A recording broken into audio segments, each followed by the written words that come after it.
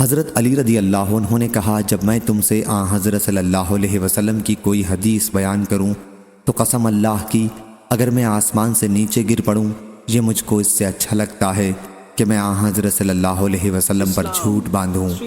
ہاں، جب مجھ میں تم میں آپس میں گفتگو ہو تو اس میں بنا کر بات کہنے میں کوئی قباحت نہیں، کیونکہ حضرت صلی اللہ علیہ وسلم نے فرمایا،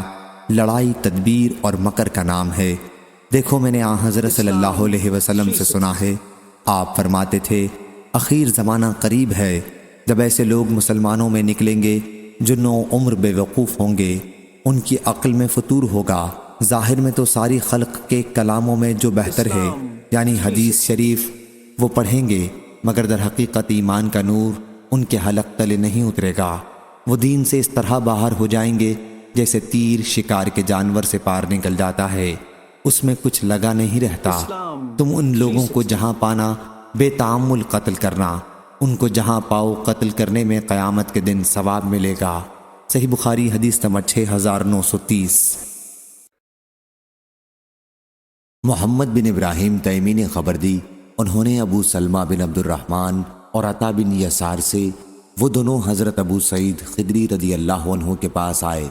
اور ان سے پوچھا، کیا تم نے حروریہ کے باب میں کچھ حضرت صلی اللہ علیہ وسلم سے سنا ہے؟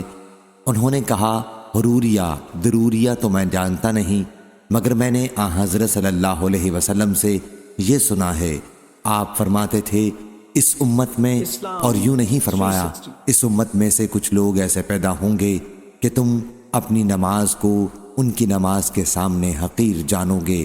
اور قرآن کی تلاوت بھی کریں گے مگر قرآن ان کے حلقوں سے نیچے نہیں اترے گا۔ وہ دین سے اس طرح نکل جائیں گے جیسے تیر جانور میں سے پار نکل جاتا ہے، اور پھر تیر پھینکنے والا اپنے تیر کو دیکھتا ہے، اس کے بعد جڑ میں جو کمان سے لگی رہتی ہے اس کو شک ہوتا ہے شاید اس میں خون لگا ہو، مگر وہ بھی صاف۔ صحیح بخاری حدیث نمبر 6931۔